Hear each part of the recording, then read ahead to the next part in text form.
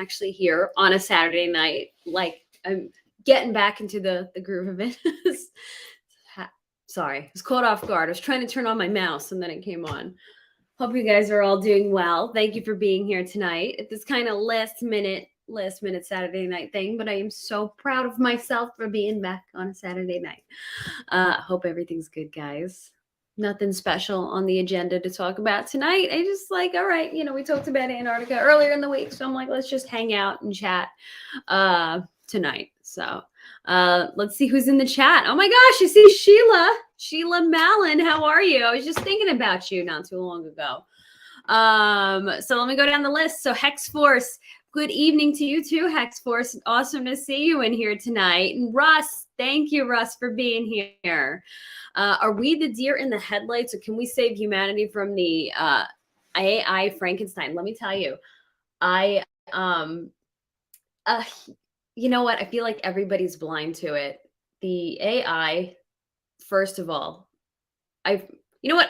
I'll get to that in a moment. Let me just continue on down. And we have Sheila Mallon, my acting friend, my actress friend, who we like going to the alien fairs together. So I will see you there this year. So yeah, guys.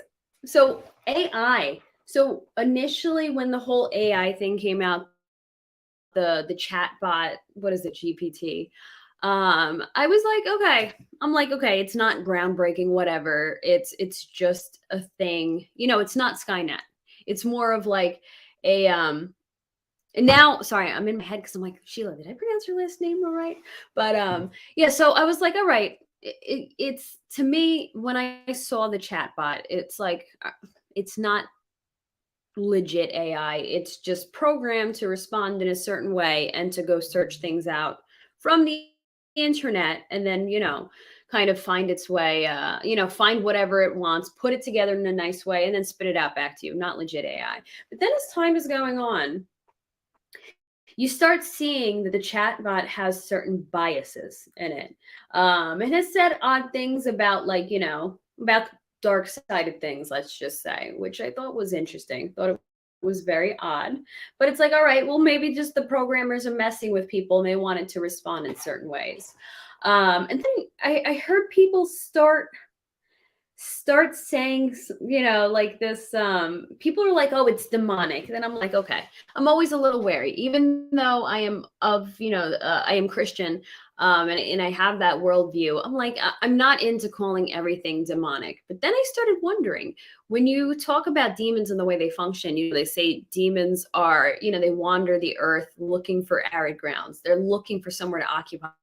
They don't have bodies. They're disembodied spirits of the Nephilim. So they need something to inhabit. So for all we know, how do we know the AI isn't actually the demonic entities finding a place to inhabit and found it in technology and is using that to function as a body, in a sense, a limited body? Because that news came out this week that somebody in Europe committed suicide because the chatbot pushed them in that direction. The chatbot encouraged them to commit suicide. They were going back and forth for a while. So I'm like, okay.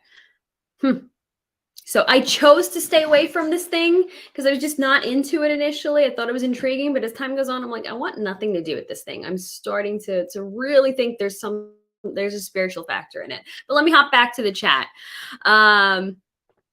It's a thing, but come early so we can go to the haunted restaurant. Yeah, I really do. I want to come early this year and I want to stay late. I'm going to see if I can get out of work that day, so that I can make a full day of it and I'm not running back. Oh, I did say, okay. So yeah, I started getting into my head because I'm like, what if I didn't? Awesome. And hey, Andrew Kennedy, nice to see you. Thanks for popping in. That's messed up. Did I see Megan the movie? I did not see Megan the movie yet, but I do want to see it. I just haven't gotten around to it. But more of the AI. I come more from, like, I'm a Terminator fan. I'm a Sarah Connor Chronicles fan. So that's kind of like the AI that I pay attention to. So I kind of think in Skynet perspectives. But no, I definitely do want to check that out, because what if the deeper we get into quote unquote AI, the more entities we're inviting into it. And we like, what if humanity never actually has real AI? And meanwhile, we're thinking that we do. We're thinking we're at the singularity, but meanwhile, there's something nefarious pretending to be AI. So a lot of thoughts happening on this one. Probably needs its own show. I need to do a little more research, but we'll see. We'll see what happens. Hex Force One, you have no desire to interact with AI. Yeah, I mean, and again, initially I was kind of intrigued. I'm like, maybe I'll check out the chatbot because it's not real AI. It's just programmed to go and search the internet in a certain way. But now, as I started seeing more things, I'm like, you know what? I don't play with Ouija boards. I don't intentionally interact with dark entities. So I'm going to also avoid chatting with the chatbot, and I will stay away from that AI because I'm not going to invite it into my home through my computer in any way. So am I familiar with the EACC movement? No, I'm not familiar with it. Can you tell me a little bit about what that is? Oh, you like my family message in the corner? Oh, thank you. Thank you, Russ. I am a huge Ted Lasso fan. So for Christmas, my friend sent me this: to the family we're born with and the family we make along the way, which is from the Christmas episode of Ted Lasso. Highly recommend watching it if you've not seen it yet. It's on Apple TV Plus. Apple TV Plus is my favorite streaming service because like I feel like, okay, so it's kind of limited in what it has since it's mainly just Apple originals, but they are making the best original content out there, highest quality stuff. So my favorite. So humans are benevolent and AI is a monster. Yeah, I mean, honestly, whether it's like actually artificial intelligence or whether the demonic entities interacting from the other side, I don't think it's good. It's not my thing. Are humans benevolent? I guess that's that age-old debate. Are we born good or, yeah, are humans, what is it? Are you born, are we born good? Are we, born bad? Whatever. I guess that's that age-old debate. Do I think humans are benevolent at their core? I think we're a fallen species, and we need a savior to help us out of that. I do think humans could be pretty dark, but I don't know what my philosophy is on that as a whole. Hey, Trix. EACC stands for effective accelerationism. No, I'm not familiar with that. But now, is that like some futurism movement? Because it sounds a little, it's making me wary hearing about it. Oh, yeah. Apple Plus. Yeah. No, I rarely ever watch Netflix. I feel like Apple TV Plus is the way to go. Usually, if you buy new Apple products, you can get a longer subscription for free. Otherwise, I think they offer a free 1 week subscription, but otherwise it's $7 a month. I love it. Sheila, you might like this. There's an Irish TV show called Bad Sisters. It takes place in Ireland. I don't know how much I can say about it without spoiling it. Well, I'm only one episode in, but yeah, it's about a bunch of sisters and a murder. So it's a good show. It's an ideology that advocates for the belief that artificial intelligence and LLMs will lead to a post-scarcity technological utopia. Oh, okay, yeah. I don't believe there's ever such thing as utopia on Earth. We're not capable of it. Humans can't handle it. It won't happen. And I'm sure a lot of you guys are in that same boat. So, and then especially when you start putting AI, especially if AI is supposed to be more intelligent than humans, doesn't that make us like the slave race to this, I don't know, technology that is basically going to have dominion over us?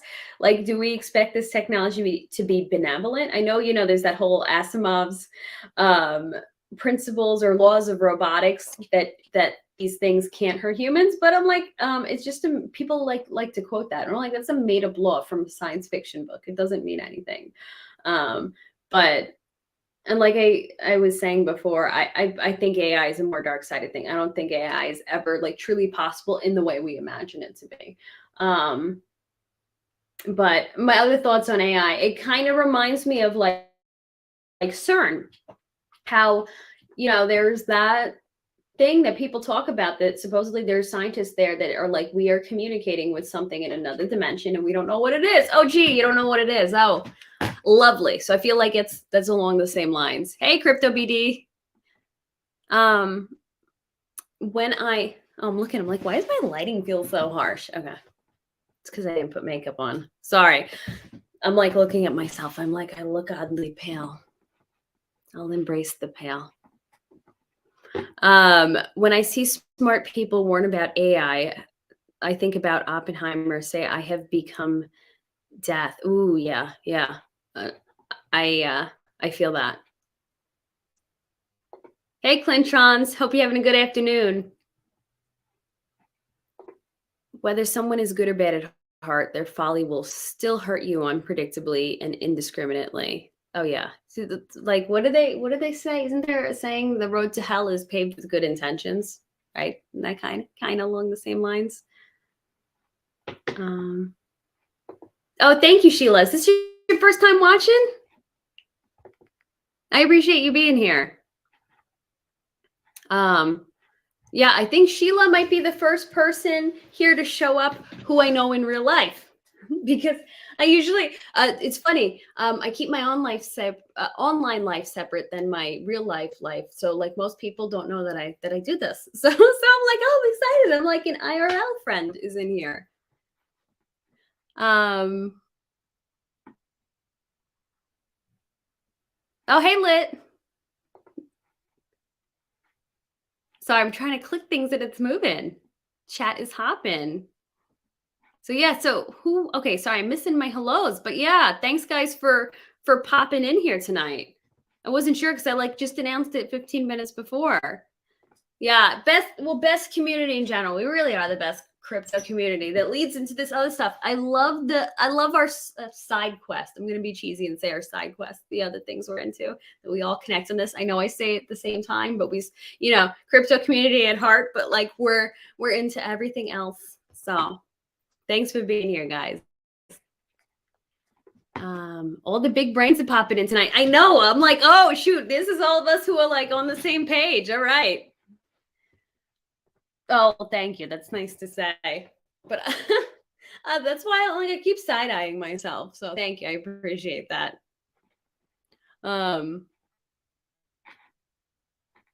Yeah. So guys, sorry I don't have much of an agenda. Just trying to get back into the Saturday night thing. That Antarctica thing was fun to explore, but I'm like, shoot, there's so much to touch on. And that's the thing. I feel like sometimes it becomes, what is it like? Paralysis of analysis. It's like when you scroll through Netflix or Apple TV or whatever, and you don't know what to choose because there's so much. I'm like, it's the same thing with the topics for this. There's so much. I don't know where to start, where to choose. But look, I'll show you some books I got today, or not today, on Friday. When was Friday? Friday was yesterday. I don't even know. But I was at the library, and the library has like, a book sale that runs a couple of days a week, and they like recently sorted out their sections a little better, and they had a paranormal section. I'm like, oh, this is right up my alley. So I got some interesting books, so maybe we could pull some interesting stuff from streams. And some of them are so out there, but I'm like, let's just see, it could be fun. Ancient Aliens on Mars 2. Let me know, guys, if you've read any of these by Mike Barra. So that's a more recent one, and then these two are from like the 90s. Alien Contact, Top Secret UFO Files Revealed.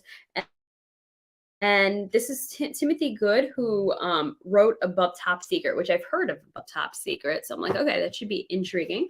And The Rainbow Conspiracy, The Greatest Cover-Up of Our Time, by Brad Steiger and Sherry Hansen Steiger. So we'll see. Because you know what I wonder sometimes? I'm like, these books that were older, and yeah, there's a ton of info on the internet, but I'm like, sometimes maybe like, you can dig up something obscure that people aren't talking about anymore. Kind of like the Brooklyn Bridge incident that Bud Hopkins wrote about. You don't hear too much about it.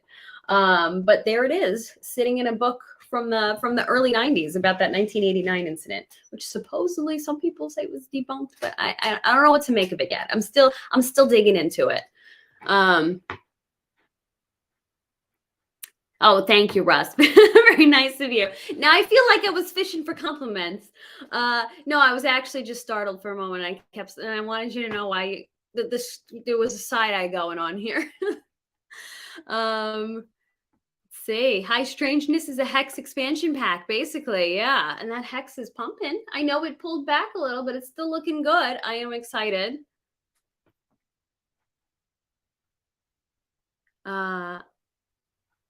See, Hex expansion pack. Sorry, I get all confused. Is it AD? I don't know. I have a little trouble keeping up with the chat sometimes.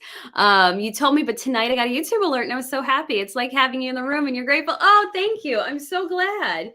Yeah, sometimes those YouTube alerts come through, sometimes they don't. So I'm glad it worked tonight. I read those. How do you find the time?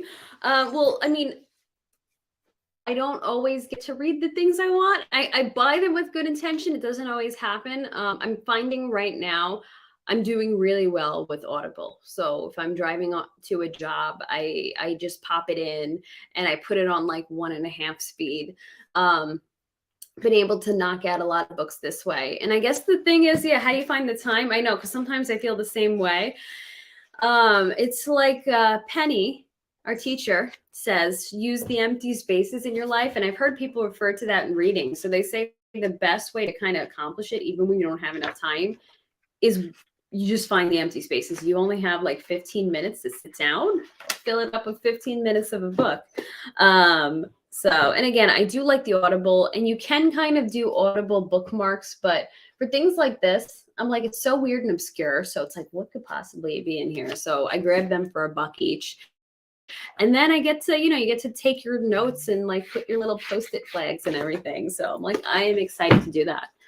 So we will see how it goes. We'll see what I pull out of there, or we'll see if I get sidetracked first. I had just started the Brooklyn Bridge one, Witnessed by Bud Hopkins. Then I had to return it to the library. So I got to get it back and continue it before I move on to anything else. And then I think I'm going to hit up D.W. Pasulka's American Cosmic next, because I want to see if I can get her on the show. So we'll see how that goes. And then I'll probably make my way to these. And then I got Communion on Audible. So which Communion I have, I got a physical copy right here, but and I read this years ago, but I want to revisit it on Audible with the author actually talking about it. So we'll see. Hey, Mango Junkie. Oi, oi. Oh, cool. They do work. Oh, okay. Gotcha. No, because some people have complained that like I don't, that YouTube's annoying and YouTube doesn't always give the alerts. And then, but sometimes I wonder, I'm like, I probably say things that take YouTube off. So quite possible. They don't want to give out alerts. So, right. Not everybody's got to like me. It's okay if YouTube doesn't like me. It's great to sit and get an alert, which feels like a blessing because you needed a fun distraction. This is fun. Oh, I'm glad you think it's fun. And I hope you're into the weirdness. But you know what? I am sure you are. So, guys, let me just also give you a little background on my friend Sheila. So, Sheila lives in a region of the Hudson Valley that was known for UFO sightings, like really intense. I mean, the whole Hudson Valley, but especially that area, because that area has there's a lot of anomalies that happen, but she lives in an area along a ley line, and you know what happens on ley lines. And near her is the Pine Bush UFO and Fair and Parade, and we go every year. So yeah, and it's a blast. It's really cool to see people coming from all over for something like this. And it's also, what I like about it is, I think they call it the Roswell of the East Coast. So it's fun that we have something like that in this area that's kind of like a hidden gem that a lot of people don't know or talk about. Because, we've talked about this on the show before, that the Hudson Valley had, the Phoenix Lights quality of sightings, but like, and style of sightings, the same ship, but that happened every night in the Hudson Valley. But it went, I mean, yeah, there was some reporting here and there, but for the most part, it mostly went unreported. So it's nice to see it acknowledged with this festival. It just feels like it keeps getting bigger year after year. So yeah. I got you. What do you mean you got me? Oh, okay. Yeah. That we're into that we see YouTube alerts, but sometimes announcements on that bird thing. I do love that bird app. I say it's my people are like, it's so toxic. I'm like, well, it's my favorite cesspool. I like it. It's better than the others. And people are pretty nice on it. People are pretty friendly on it. But now, I love referring back to my books. And I'm like, okay, do I have a Hudson Valley? Oh, yes, I do. Ooh, Sheila, you might like this one. Silent Invasion by Ellen Crystal. So this documents the Hudson Valley. A top UFO researcher reveals the truth behind a decade of alien encounters in upstate New York. And then one of the really cool things about this book is she has pictures of things in Pine Bush. And I think she's got pictures at the old Jewish cemetery, or drawings about the craft that were there. I'm pretty sure that's the old Jewish cemetery. So for anyone who's not familiar with Pine Bush, there's an old Jewish cemetery, which was, for whatever reason, some major hotspot. So like when UFO researchers would go, they would sit at the old Jewish cemetery waiting for UFO. And sometimes it would be granted that visit. Okay, about the weirdness factor. Gotcha. So yeah, and I think I have links to some of the books that I mentioned in the description if anyone wants to check them out. And also, like, if you want to support the channel in any way, those are affiliate links. So if you click through and you buy one of those books, I get a commission. But even if you click through and you don't buy a book, you buy anything, you buy, I don't know, socks, I will still get a commission. So like, if you want to take one of those links and make it like your Amazon bookmark and click it whenever you pay something, it'll support the channel. So just a little tidbit, no pressure. But yeah, and if anyone wants to like and sub while they're there, I would appreciate that. And thank you to anybody watching in the replay. I would love those likes and subs. But it's all good. No pressure. There's actually bringing the receipts, right? Yeah, I like my local books. Oh my gosh, yeah, especially local UFO phenomena. I do, and I still have Childhood's End here because I love Childhood's End. So yeah, I'm being a little sci-fi and UFO book nerd. Freakazoid on that book. I know that's quite an illustration. The Grays. He's got on a weird outfit too. Do I have any other weird? I mean, of course, I got a ton of weird books. Oh, wait, hold on. I got one more. Hudson Valley one, Night Siege. So at least, I mean, there was some documentation book-wise with what's happening in the Hudson Valley. So Dr. J. Allen Hynek. Oh, yeah, Dr. Hynek, which I'm pretty sure Dr. Hynek is the one that coined the term high strangeness that this live stream is named after. So I'll have to put those back after the fact. Yep, bring in the receipts. Jewish aliens. I guess, are the aliens visiting their relatives? I don't know. There's something vortexy happening about that cemetery. Oh, thank you. It's one of those pullovers that are kind of like, I guess you could wear it just as is, or you could wear it as a jacket. Yeah, it's very warm. Because we had a day that started with rain, and then it got really warm, and then it got cold and rainy again. Now I'm like, your next one. Yeah, well, you saw me. When I go to this fair, I am like, I go to the authors and I like buy their local books too. I think the last time I was at the fair, I got Alien Reactions to UFOs. I bought that book by Linda Zimmerman. So yeah, but that's me. So what else is new, guys? Any topics catch your interest?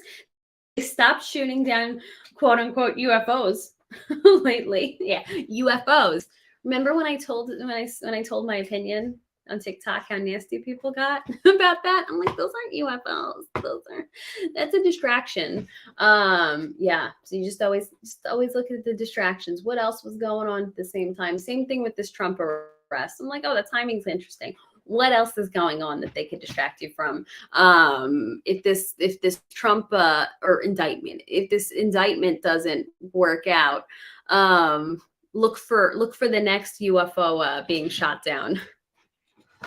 There's always something, distraction. What about other signs? What do you mean other signs? Look, oh, thank you. You bought a new bicycle. Oh, very nice. For a workout, are you being eco-friendly? Sorry, I'm not need to laugh when I say eco-friendly. I was just thinking about a lot of people being really hostile about suburbs lately because they want to bike ride everywhere. I'm like, you can bike ride in the suburbs, whatever. I see a suburb versus urban bet. Yeah, my brain is just going elsewhere right now. But congratulations on your new bike. I hope you get lots of use out of it. I bought a new bike, I think in 2016, and I don't ever think I rode it. It's still in the garage. It still looks nice. It's still rideable. I should ride it. Yeah, so Sheila, what are the signs? I'm confused. Did I miss something? Hey, Brian, we missed you last time. I'm sure I know you're busy with everything going on. And by the way, love the potato setup. So guys, Brian is on a potato growing adventure and he sent me photo updates and it is awesome. Cannot wait to hear how it goes because, you know, we're living in times that are really teetering on the edge of food scarcity. So if you have this space and you've never done it before, use this year as an experiment. See what works for you. Start growing your own food. And you know, it doesn't have to provide for all your meals. It doesn't have to be a massive thing, but start experimenting and see what works. And see what you like. Because things are getting weird, and I think they're only going to get worse. So we need to really come back to a time of, or you know, come back to self-sufficiency, because I'm like, what? I've got 10 different things I could say on that, but I think maybe that deserves its own prepping stream. No notification. Okay, because we have other people in here who had notifications. Well, I'm glad you made it anyway into here. So how's everything else? Can only learn from it. Yeah, exactly. Yeah, so like even if you guys make a garden and you fail, then you learn from your mistakes. That's a thing. I think people that do the best in life, that move the most, you know, forward. Sorry, it's probably poor grammar. Are people who aren't afraid to fail, who aren't afraid to make mistakes. And when you make a mistake, instead of quitting, you're like, okay, what can I learn from it? How do I move forward? It's like the same thing, like being in an acting class. You go there because it's a safe place to make mistakes, and you make mistakes and you learn from your mistakes, and you improve. It makes you a better actor. So what was the topic tonight? So no specific topic, you know, because I did a topic earlier this week. I just said, you know what, let me just come on and say hi. So we're just we're talking about everything. You know, I'm showing my alien books. Haven't done that in a while. So I'm just having a casual, laid back time. How about ghosts, haunting, signs from loved ones, experience with supernatural, psychic, world power, prayer, and topics of religion, but not religion per se. Oh, interesting. Okay. So for me, I have a very specific worldview on that, and the other side, and deception. That there's a lot of deception at play with that. So I stay away from things of that world. I'm not as interested in it, so I haven't really discussed them on stream because from my religious worldview, I believe that once you're gone, you're not like crossing back and forth into the earth.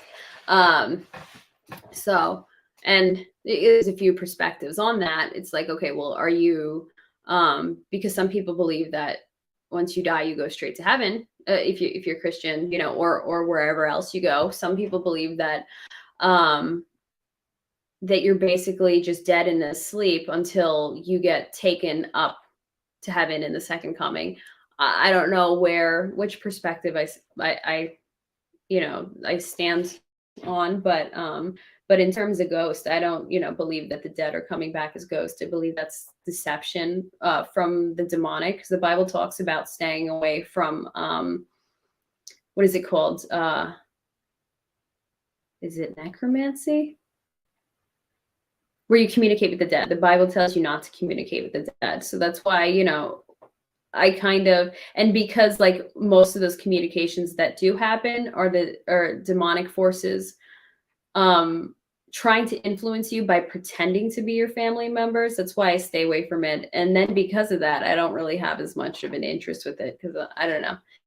It doesn't. And I'm not, you know, I'm not knocking anyone who's interested in it, but just, yeah, that's why I don't approach it on that stream. It seems pretty black and white to me. And so, and I guess it's just never really appealed. I mean, I do have a, you know, a book on ghosts right here, because I like the Weird New York series, and they did a ghost book.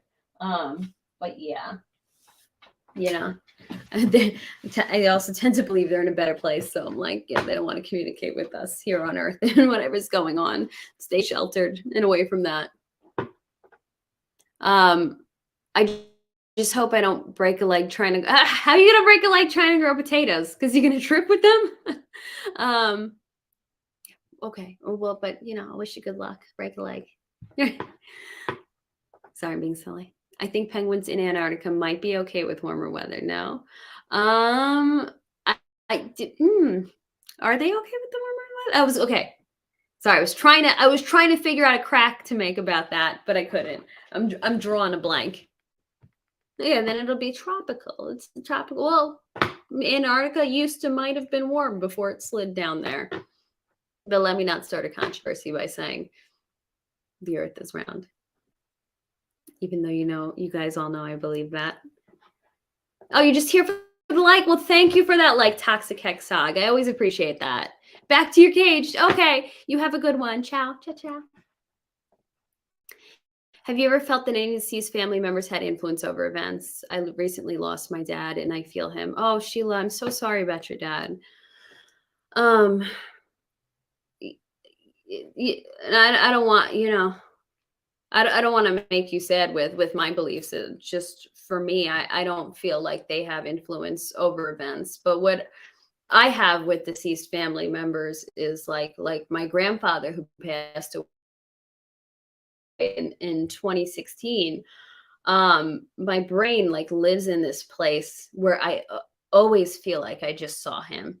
And then some days I have that stronger than others, and I don't always remember my dreams, but some days when I feel that so much more, I'm convinced that's because I must have dreamt about him. So I don't believe, for me, like, I don't believe that he has influence over events or that I feel him, but I sometimes have had things happen where I feel like God has given me kind of a message about him. I had a really strong, very memorable dream about him once, and told my family. We all just reacted very emotionally to it. My mom pointed out, or not a message to him, but a message about him, where, so this dream that I had, so before my grandfather passed away, so my grandfather was like, he was basically like, how do I say it, a victim of, I like to say he's a victim of medical arrogance. So he passed away, unfortunately, because of arrogant doctors who thought they knew better than my grandfather's complaints. And he was not an alarmist. So if my grandfather said something was wrong, you believe him. And unfortunately, they like shrugged him off, and he ended up in a coma for a month. And we never left his bedside. We were always with him and constantly, you know, just advocating for him. and, you know, really caring for him in that situation. And then this very, you know, really vivid, strong dream I had, my mom kind of interpreted it as, you know, God kind of just saying, thank you for what you did for him. Yeah, I don't know if it's a bit, I'm sorry, I am just going in circles, but I guess that means for me, like, yeah, I feel like the messages come from God, if anything. You know, I don't believe that he's actually kind of hanging around. But, you know, I'm not trying to dissuade you. I'm just saying that's how I approach it. That's how I felt about it for my family members. Oh yeah, I thought that was an acting reference. Thank you. He lived a good life. Your experience may change with more experience and time. Yeah, and you know what? We're all entitled to, yeah, our different experiences and feelings and things. So, and what I appreciate, Sheila, is, you know, is that we still, even though we come from that different perspective, I'm not trying to, you know, sway you in any way, and I know you're not trying to sway me, and that we respect each other's beliefs. Yeah, and I like that. I guess that's what being friends is about. The earth is round like a pancake. Oh, Brian, maybe you'll see my perspective one day. I agree with you regarding heaven. None of the near-death experience YouTube channels have people who clinically died in return telling stories of just being asleep. Yeah, so that's why I don't, you know, I know that there's those two perspectives. I'm like, you know what? Either way, whatever it is, you're with Jesus at some point. So yeah, I mean, so I don't know. Yeah, like I said, yeah, outcome's good either way. Talk to your dad out loud, Sheila. The electrical energy of the spirit never dies. Just the body changes and sheds its form. All that love is still around you. He's in a better place, Sheila. Oh, thank you, Sheila. And thank you guys for all the love and support that we all share with each other. Circles are good. I don't remember circles. Wait, with circles? Sorry, sometimes it's hard for me to keep up with the chat. I feel family members that have passed are speaking to me while I think about important current events, but I assume it's a normal way of internal debate, like your internal monologue.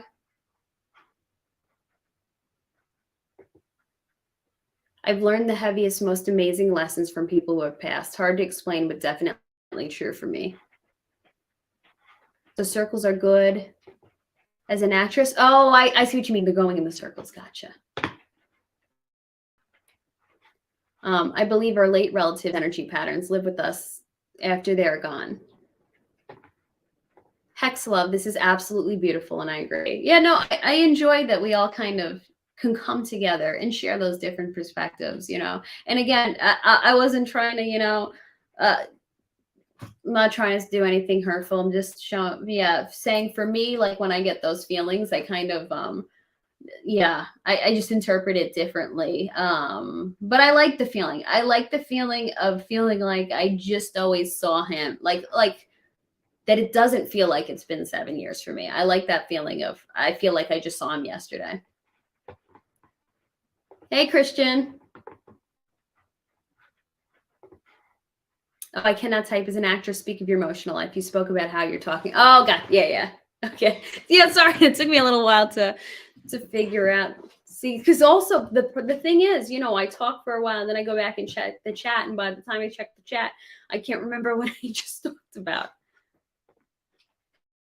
Imagine the spirit of all ancestors able to see and experience through our senses. Wild thought.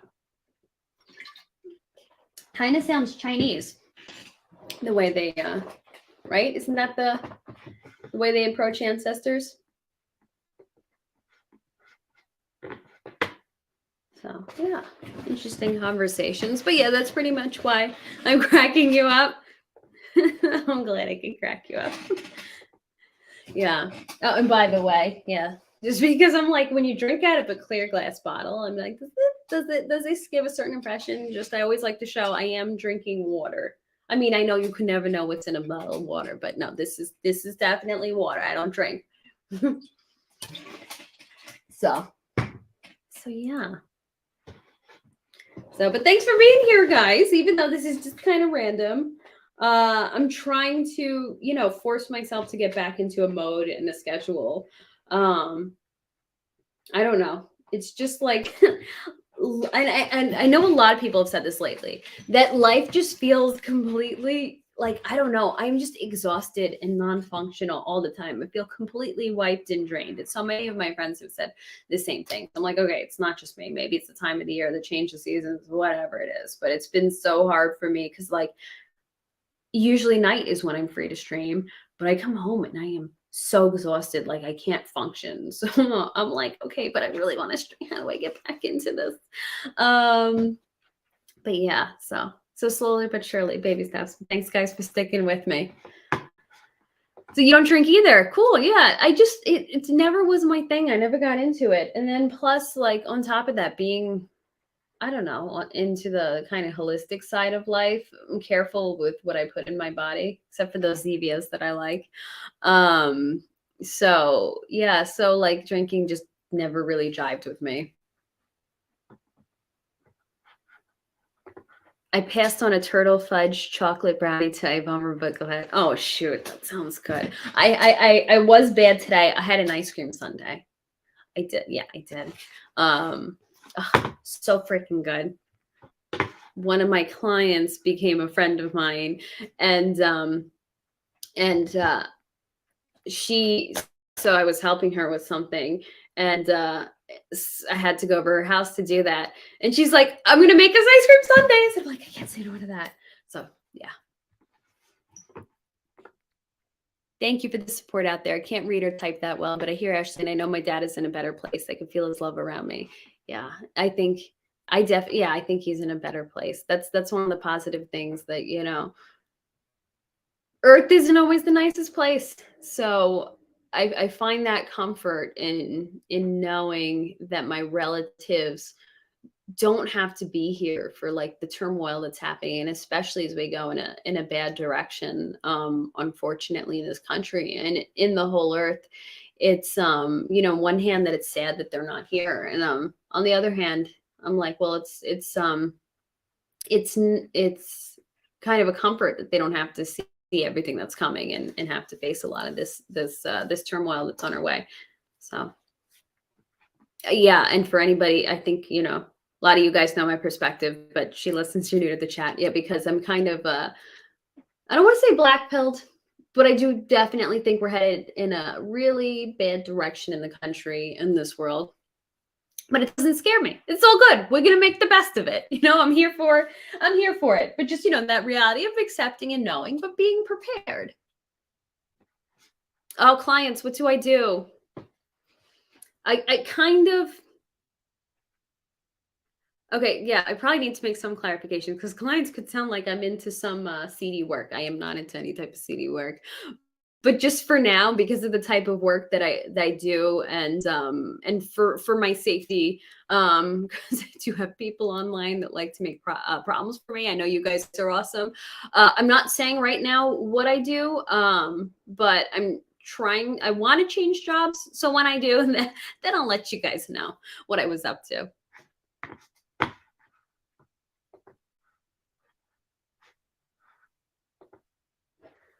If your dad's tired, make sure I'm up to date on blood work, get your rest, and eat avocado. You want to know something interesting? And I know it's not a popular thing, but you know what really energized me food-wise? When I went all carnivore. Um, and now I'm back, to eating a variety and more plant-based. And I don't have the same energy levels as I did carnivore. So, no, I think body-wise, I'm okay. It's just like, I think, if it persists, then I could look into it. But for now, I think it's just like a season. I probably, honestly, guys, put too much on my plate. Because yeah, between work and some family things, I was also going to night school for carpentry. I'm on a few weeks break. Maybe that's why I've had the energy to stream. There was like yeah, they gave us a break between classes, but I miss it. Can't wait to be back. But then that'll probably exhaust me again.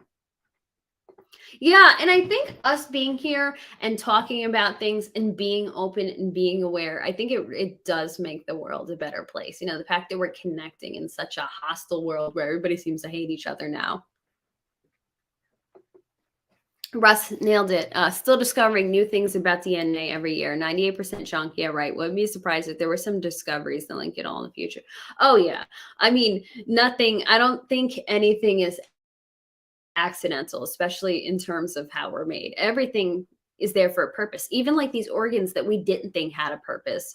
Like they used to say the appendix was a vestigial organ, that it was there because it was used at some point in our human history, and it had no use anymore. And then relatively recently they figured out, oh, it has a function in terms of balancing the flora in your gut.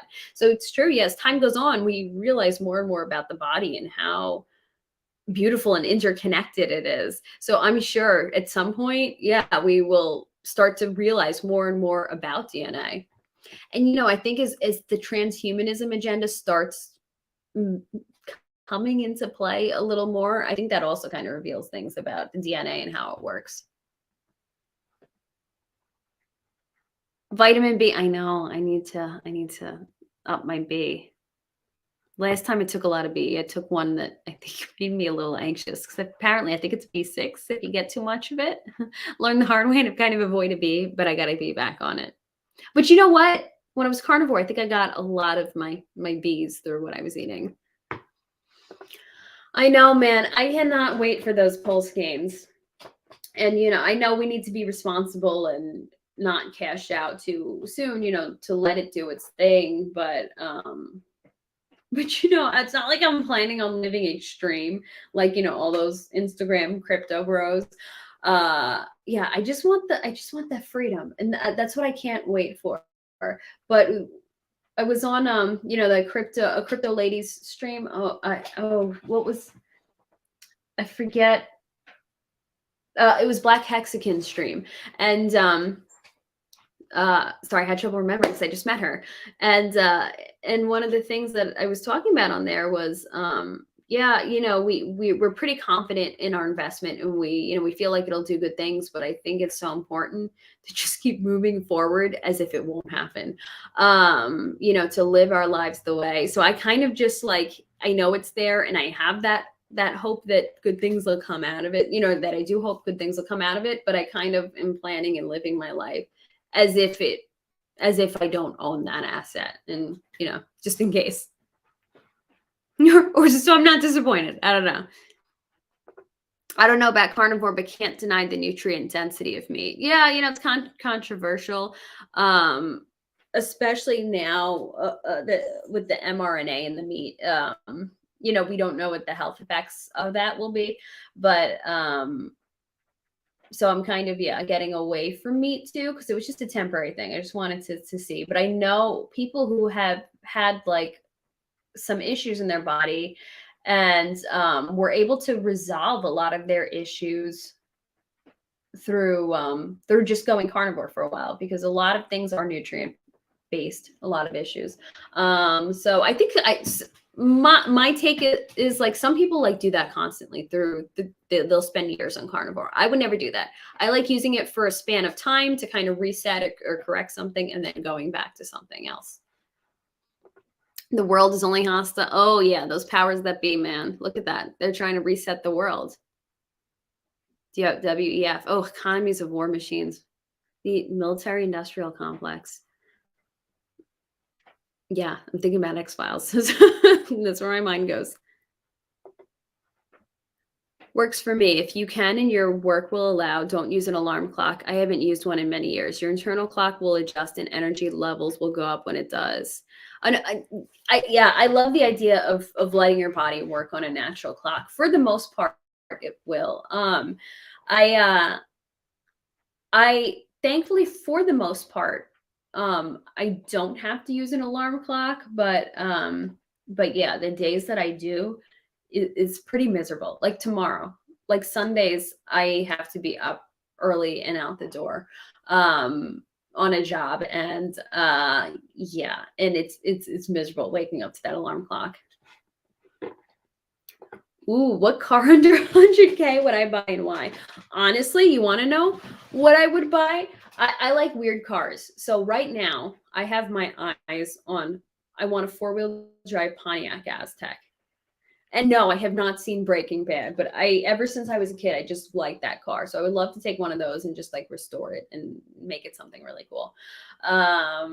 So if you're just talking something like that, if you're talking about like, okay, if I can trade in my car and get whatever I want, at this point, I would probably get a pickup truck. Um, I did test drive one of those, but then with the car shortage, when they quoted me a price, because of course they make you test drive it before they quote you a price.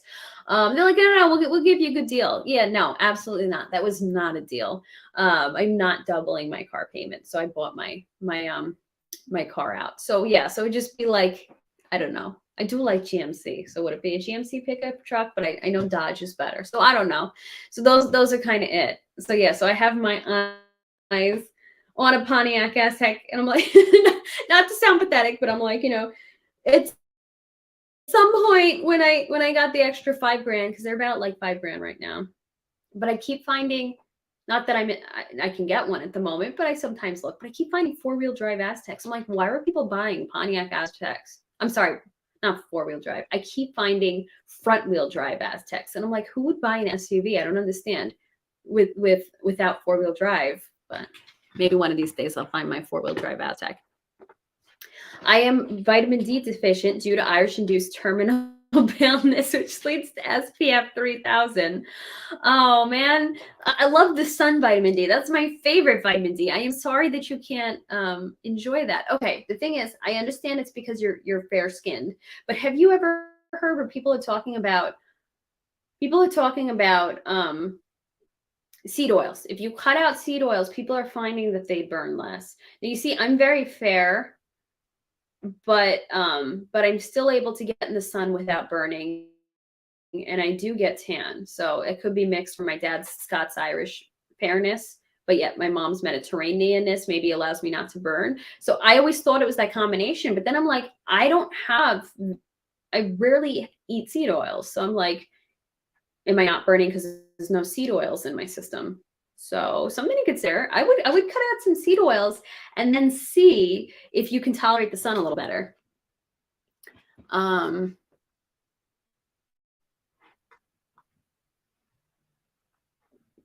is awesome. Remind me, Kaylin. Did I miss something? I don't see Kaylin in here. So you take 4,000 milligrams of, milligrams or IU of vitamin D? If it's IU, yeah, I think that's a nice, yeah, because okay, if we're talking IU, like the RDA for IU is so freaking low. Like we can actually tolerate a lot more vitamin D, but they give us such a low RDA for it. So definitely, like you can bump it above the RDA, and I'm pretty sure it's talking IU. So I think that's a nice amount to take. I like taking I don't take it constantly, but when I do take it, I do like doing 5,000 IU. You just have to be careful with vitamin D. I mean, you're if I remember correctly, a former nurse, so I'm sure you have an idea of this. But I think vitamin D depletes your magnesium, so you just have to balance it out. So make sure you're balancing your other minerals with it. Almost all cars I would buy are under. Yeah, I don't have like. I'm not too like into, I mean, I can appreciate it. I enjoy like if I get to drive a friend's sports car or something, but I'm not like, oh my gosh, I need a 6-figure car. Yeah, the Mercedes G-Wagons are pretty, but I'm not like I need one. Though, and I don't know how much they cost. I have seen those Aston Martin SUVs, and I'm like, wow, that is very nice. But no, I don't think I'd be running out. See, my pulse chain gains would be more so just being free to live the life I want instead of like lots of toys. Oh, I don't remember how long I did carnivore for. Because it's like almost like I would go a few months on and a few months off. But I think I spent like a season last year. So maybe like at least 4 months doing carnivore. I felt like I did it last summer. Oh yeah, like the Toyota FJ 4x4. Yeah. Oh yeah, you got the good one. I love those FJ Cruisers. Steak and butter gal and Lily Kane really into steak and butter gal and Lily Kane really into carnivore. Okay, I've never heard of them. I follow some other carnivore people, but yeah, I also, like I said, I believe in carnivore for a time, not permanent carnivore. Oh, thank you. Kaylin is Black Hexagon. Okay. You see, yeah, we that was like the first time we met. Just strip down in a private place and enjoy the sun by yourself. Well, Sheila, where you live, you have that possibility. Not where I live. Yeah, but they say it's good. Yeah, the sun will love your body. Remember that whole thing, that whole joke about sunning your butthole? Yeah, I mean, not that that's what I'm telling you to do, Sheila, but yeah, yeah, but I guess the point of that is, yeah, sun is good. I like the sun. Because the sun is so demonized, but okay, where do I start with this? The sun is demonized, and anything that gets demonized, I'm like, I think is demonized for a reason by certain industries who can't make money off of you. So I think, I do believe that the sun is healthy in, I guess, appropriate doses.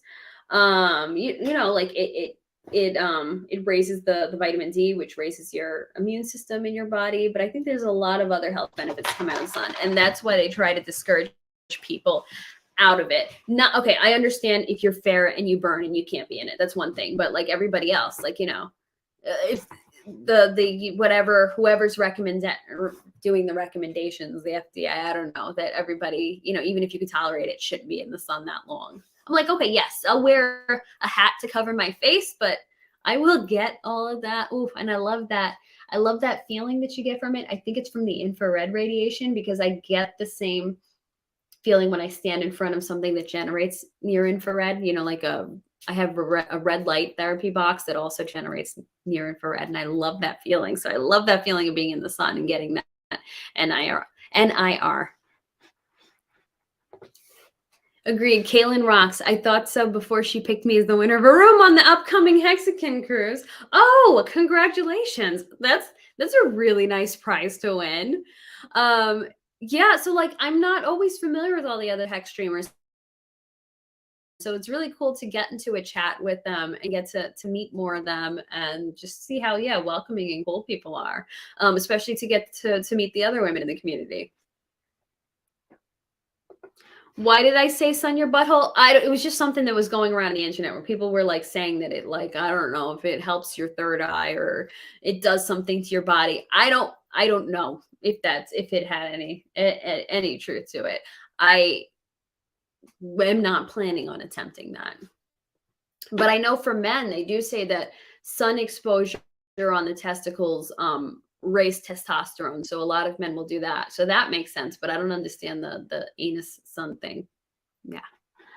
I think it's better that it doesn't see the sun. So yeah. Having a fun time just chatting. See, I like these random chats too. I like both things, topics and randomness. So, well, thanks guys for sticking around. I don't know whether to stay, whether to go. I'm like, should we keep talking? Should I disappear? I don't know. I'm like, I should do a workout before I have to go to bed. Do I have anything else of interest around me that I want to share? New York State Ghost. So I do have a book. Well, because whenever I try to find local stuff about the state, I try to grab them. New York ghost towns. But that's different than ghost, but yeah.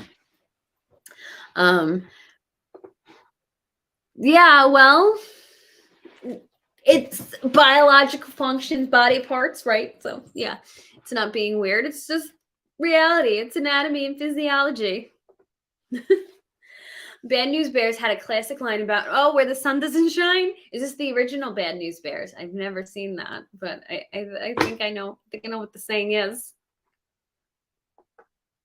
Oh man, about emotions and acting. Oh shoot, I love acting. I don't know if anyone else is as interested in it, but you see, I'm bad when it comes to pulling up emotions during acting. But here, okay, there was a topic that came up lately about emotions and acting. Oh shoot. Oh, I don't even know where to start. I don't even know where to start on that. If I think of something, Sheila, I'll bring it up. I'll keep that in mind. You know, clip that for Twitter. I can't wait to see how many views it gets. Boom, boom, content creator. Nice. Yeah, cool, whatever. If you clip it and it drives some people to yeah, some traffic to this channel, that's cool. Whatever happens, happens. Hey, Tin Top. I would like the Bad News Bears. Yeah, like I guess I enjoyed it maybe, but I wasn't too impressed by the remakes. So yeah, maybe the original one is good. Yeah, was I a kid when the that remake came out? What was it? The early 2000s? So maybe I don't know, maybe you don't appreciate it then. I have no idea. But speaking of other movies, rewatched Silence of the Lambs recently. That was good. Local movie theater was putting it in on 35 millimeter film. And I just wanted to, okay. One of the things that I love about movie theaters that put older movies back in is that I feel like it gives me a chance to see movies that I never got to see. You know, some of these classic movies. And for the first time I see it, it gets to be in a big screen. And that's pretty cool. So I wanted to go to the screening when I went with my sister because I saw Silence of the Lambs and I enjoyed it. And she had never seen it. So I'm like, Tom, you got to see this movie. And then we go and it was so disappointing because they had it in 35 millimeter. Now I know people like sometimes those 35 millimeter screenings bring in a lot of people. Everybody wants to see this stuff on 35 millimeter, but I am not impressed because give me a good 4K transfer. I want to see every pore and wrinkle in everybody's face. I want to see all the colors and everything. Don't give me this 35 millimeter and it's scratched and it looks dirty. So, I mean, is it, I don't see the appeal in it. Is it like the appeal of nostalgia or whatever, or of the experience, like playing vinyl? But I do not get the 35 millimeter screenings. But yeah, but just a random thought. I had to rant about that because just give me a 4K transfer. You know, like that was so disappointing to sit in there, like telling my sister, oh my gosh, 35 millimeter. I had no idea. They were doing, I think, Goodfellas the month after, again in 35 millimeter. And I've seen it once. I didn't love it, so I wasn't going to go see it again. But then I'm like, man, that really would have been a deterrent though. Yeah. So there's my rant. But yeah, I can't think of anything else to comment on or talk about. Just popped in here randomly. But thank you guys for coming in and hanging out anyway. So hope you guys are having a good weekend and have a happy Palm Sunday tomorrow. I don't know. I guess I'm bailing. Yeah, I guess that. So guess what time is it now? Oh, there we go. As an actor, you need to access emotions. Many people or most people cannot express emotions in life. If there are blocks expressing emotions in life, we cannot express on the stage. Yes, yeah. And I think that's one of the great things about that is sorry, I got distracted by the chat. I think one of the So yeah, no, it's true. You have to be aware of your outside life and how you bring it in and fix it, because there really is a connection between who you are. You know, like acting isn't for anybody who, you know, who doesn't act. It's not all about faking it. You need to be able to access your emotions and to kind of apply things that you felt in real life, because you're not faking it. You're pulling it up in your body to be able to feel it again in order to be able to put that on display. So, you know, so Sheila's saying, like, if you can't express those emotions in real life, if you're blocked, then that's going to block you as an actor. And then that's like, you know, when you guys see fake acting, you're like, oh my gosh, that actor, you know, that's somebody that's not being genuine. You want to be authentic as an actor. You want to be authentic in those emotions and be able to pull that into acting and have emotional flexibility. Because when you think about yourself in real life, when you, like, as humans, we don't stay on the same emotion all the time. We kind of do, oscillate even through the course of a conversation. You might be interested, you might be amused, and you might be kind of annoyed at the same time. Yeah, sometimes we get into these things where we'll be ticked off for 10 minutes straight or whatever. But you have that flexibility as a human in real life. So when you act and when you're breaking down a script, you have to be able to bring that flexibility into it too, and realize that your character's not going to carry that same emotion for 3 pages. You need to be able to do that just like you would do in real life. And again, if you're blocked in real life for emotions, then you're gonna be blocked as an actor. So basically, you got to get your shizzle together in your real life to be able to perform functionally as an actor. Which I know sounds funny because there's so many dysfunctional actors, but yeah. Shoot, there was something else I was going to say about this. Hold on. Oh, I can't. Hold on. Oh, yeah, it's reliving often. Yeah, and that's the thing. You also, as an actor, you need to be able to, when you have that emotion, you got to be able to throw it away and move forward after it. So they say, like, if you are reliving parts of your life to bring up an emotion, or putting yourself into certain situations, they say that your body doesn't know the difference between whether that's fake and whether you're acting it for a scene.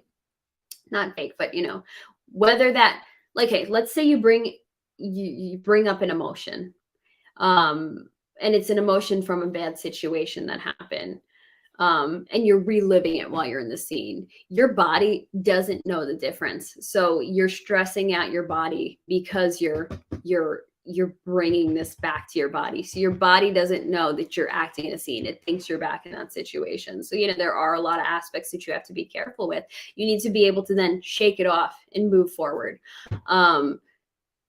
into the next scene. So I think they say Heath Ledger was an example of that, where he kind of carried it with him and then ended up, supposedly, I guess who knows the full story, ended up dying through, whatever mental state that he got himself in. Like when Sheila and I registered at the studio, we actually had to sign a waiver saying, yeah, we know that acting and the emotions you're bringing up could mess you up, could do damage, and we're not responsible if you die or if something happens to you. So it's pretty intense. It's pretty deep. But one of the great things also is, like, when you are in good training in an acting studio, they really work with you to give you exercises to be able to bring up emotions, to unblock yourself, to bring up emotional flexibilities. But so if you're under a great teacher, they will work with that and really teach you how to do that. Because like, sadder emotions, like, I'm not somebody who can cry on cue. That's so freaking hard for me. But being able to work on these things helps me bring up deeper emotions when it comes to being sad, because I had a great teacher who was able to walk me through these exercises to show you that emotional flexibility in acting and how to bring it up. So yeah, it's also about the teacher you have, the training you have. Oh, Brian, I'm going to jump back to what you're talking about in a moment. If Bruce Willis still gets work, that poor guy, people say it's so sad to work with him. I think he completely retired now, right? Because they said it's dementia, and I think he's completely out of acting.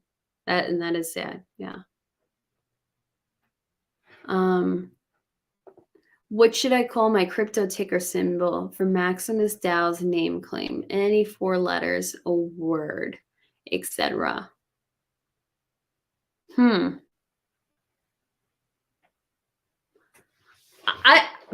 Because you're known as Hexlove, I would try to do, like, something that kind of sounds similar to it. So kind of like identifies the two together. Helo? Is that Helo? Or Hexel? I don't know. Oh, I can't think of anything. Or just love. I would try to like incorporate and bring those two things together, those two aspects together.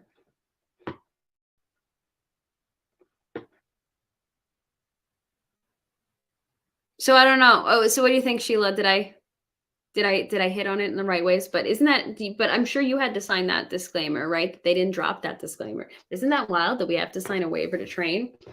But that's also why you need training. People think that they can just be a, I don't know, TikToker And then, okay, I'm gonna go into acting. No, you need to know what you're doing, otherwise you will mess with your head. Like, my favorite play I ever saw was Streetcar Named Desire with Gillian Anderson in the lead as Blanche Dubois. And she was saying like she had to find a way to shake that off because you can't carry that around. That'll make it'll damage you. So she would, she had a ritual. I guess she would go home and take a bath, and that would kind of shed the emotions of Blanche Dubois, because Blanche is a pretty pretty intense character.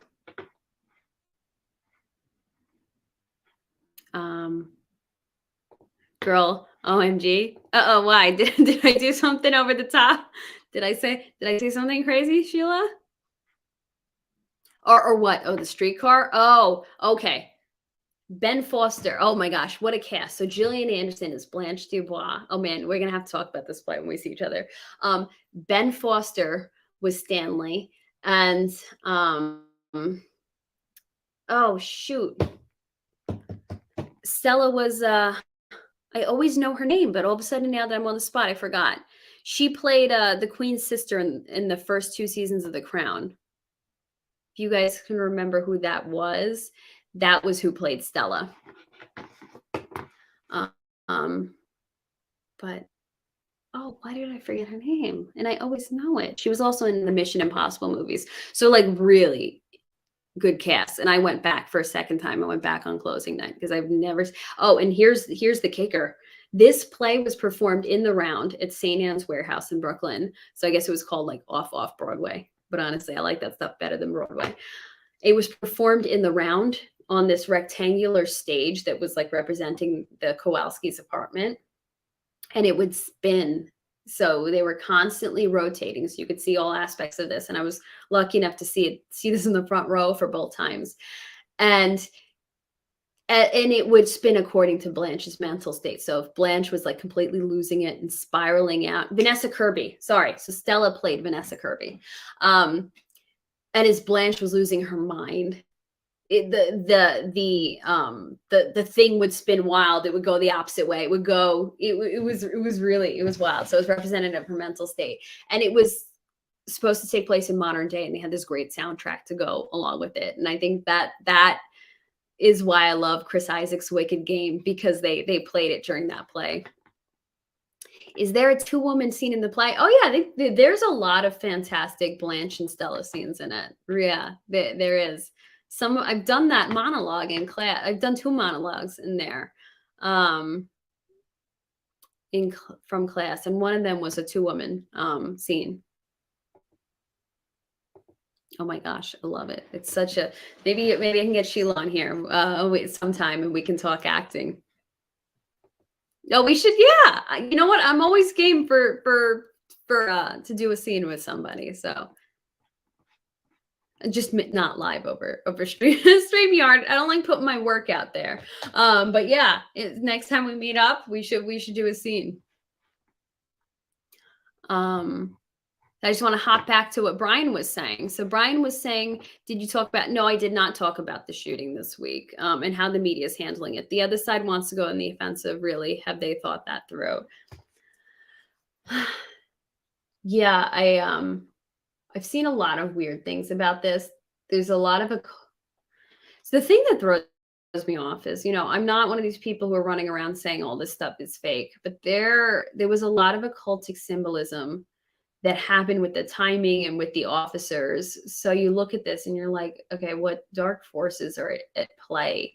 Because why did so much occultic symbolism make its way into it? But definitely, like, you have what is it? 6 people dead, 3 children, and the media is just so weird about it. I mean, obviously, the media makes money; they have an agenda, but it's so disgusting to see how things are just used as tools by the media and by the powers that be. So you're using these deaths as a tool. And that whole Melissa Joan Hart thing was weird. I'm like, why? Melissa Joan Hart just happened to be at the scene rescuing children. So, and I'm not saying that this didn't happen. I do believe that this horrendous, I'm not being a conspiracy theorist in that way, but I just don't. I just think it's very sinister. There's more sinister stuff to the story than what we're seeing. And it's disgusting how the media is using it as a tool. And then did you guys see that whole Biden thing? Like when, he came down to address it, he's like, I heard there was ice cream down here. Look at these beautiful children in the crowd. I'm like, shoot, this guy's got dementia. And honestly, I can't, and I'm not just going after Biden. I can't stand, you guys know I can't stand anybody who works in any position in the government. I don't trust a one of them at all. Yeah, so, but yeah, so I'm just, I don't know what to make of it. I just, again, hate that this stuff is being weaponized. People want to say that they're weaponizing this stuff out of concern, but it's like, no, you're doing it for ratings, doing it for an agenda. Can't you just acknowledge and grieve what happened instead of spinning it into your own thing? Everybody taking to the internet to talk about it. I don't know. It's just gross that everybody uses any bad event that happens as a tool to promote whatever they're doing. So yeah, so I don't have much of interest or anything special to say on the topic. Still kind of just I don't know. Yeah, exactly. Yeah, talk about hypocrisy. Some really weird stuff going on with that. The spin the media throws on it reinforces their download spiral. People see the truth. And I think a lot more people are fed up. I hear so many more people saying I don't watch the news. I can't. It's such a, people are opening their eyes to the waste of time that the news is, that they're just there for their own personal agendas. No, I pretty much, for the most part, stay in the Richard Hart ecosystem or whatever. Richard Hart products, I should say. Ecosystem wouldn't be the proper word. Yeah, get some rest. Yeah, I'm fading. Can you guys hear my voice fading too? Yeah, Sheila sensed it.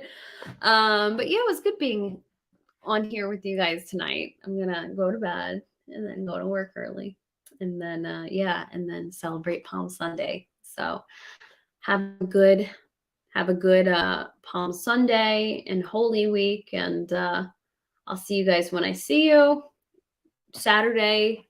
Like I said, I want to get back in the Saturday habit, and hopefully before, if it works out. So yeah, just thinking about Palm Sunday. Hosanna in the highest, blessed is he who comes in the name of the Lord. Amen.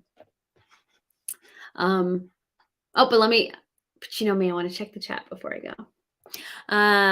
My sister is a teacher in a Catholic school in New York that has trans students. Going to teach her how to shoot a gun when she gets here next week. Yeah, unfortunately, the stuff I'm hearing when they're, so for anyone who's not on social media, listen, I'm not saying anything about any communities or anything, but there's a lot of scary stuff about Day of Revenge now happening, and people of certain communities holding up guns and showing what they got. I'm like, 6 people just died, and you're talking about, basically, it's just dark. There's some dark stuff happening, man. Yeah, I am so glad I'm not in the schools anymore. It's really, I don't know. We're just at a disturbing place in society.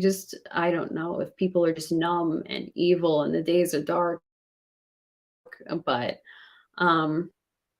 yeah, and I'm sorry to anybody who has children in schools, and that you guys have to worry about this too.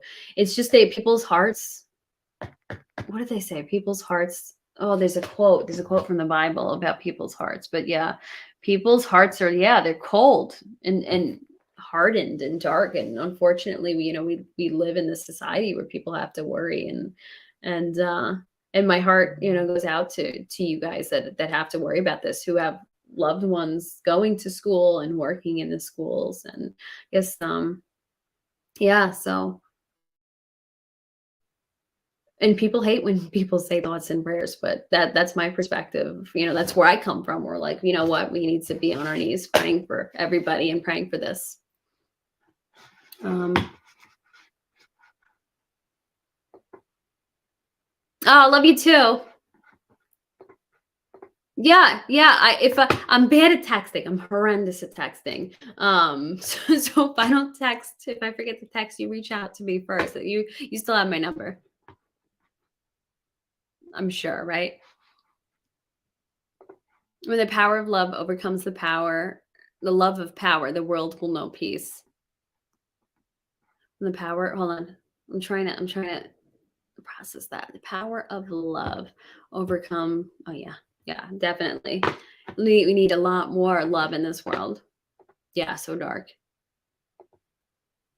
I love me some homeschool, not just for the safety,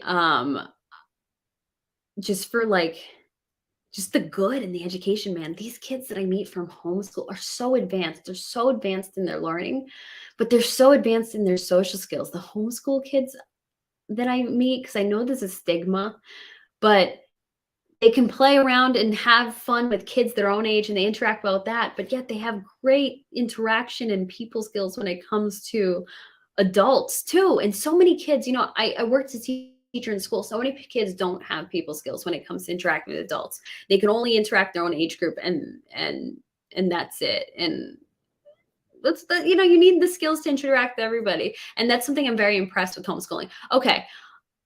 Sheila, I met your daughter. She's the exception. She's awesome. She can interact with everybody. But I'm just saying, in generally, that's the pattern I've seen when I was teaching in the schools. Girl, you were gifted. I'm so proud of you and so grateful you are my friend. Oh, Sheila, thank you. That's really kind of you. And I'm happy to be friends with you too, and happy you're here. Yeah, so you got anybody who came in later from when I said this. Yeah, so very exciting for me because my IRL, my in real life friends, don't know that I live stream. So there's not much interaction between this and that. But Sheila knows. So I was excited to have one of my IRLs in here tonight. Yeah, amen. There is power in prayer, and that's what we got to do. Thank you. No, this is shaped. I go to this is yeah. This is I don't do that I don't do the giant trendy eyebrows with the microblading, and I don't do the 90s either. This is I go to a nice place that makes it like this. Government schools do suck. But because you have a government. Yes, I am somebody who did go to government school, so I don't want, if anybody's upset with me saying that. Yeah, I've been to parochial school, I've been to public school, growing up, and then for college, I went to a private college. So, I've done all aspects, private, public, and parochial.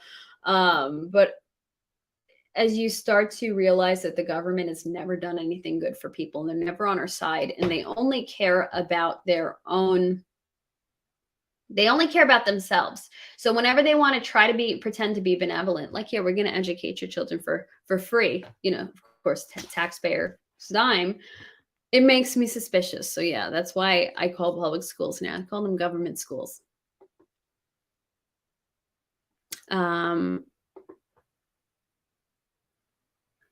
Oh my gosh. I loved seeing your little helpers in the picture. They were so engaged and so into it.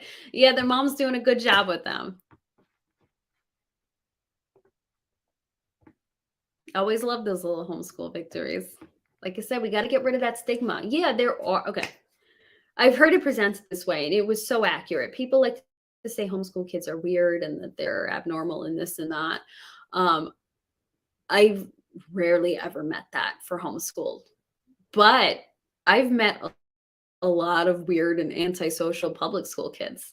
So there's way more in public schools and private schools than there are homeschool that I come across. So yeah, it's this fake stigma, because again, you come across weirder kids in public school than I have homeschooling. So it just has to do with people and the parents and the parenting more than, when it comes to that stigma.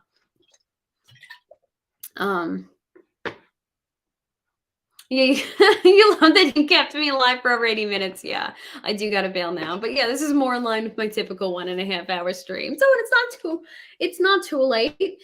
It's 12:18, so I can watch a Lasso episode as I'm falling asleep, which I might do.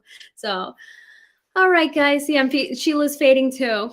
So, and it's good to be abnormal when the normal is as sick as it has become today. Amen, man.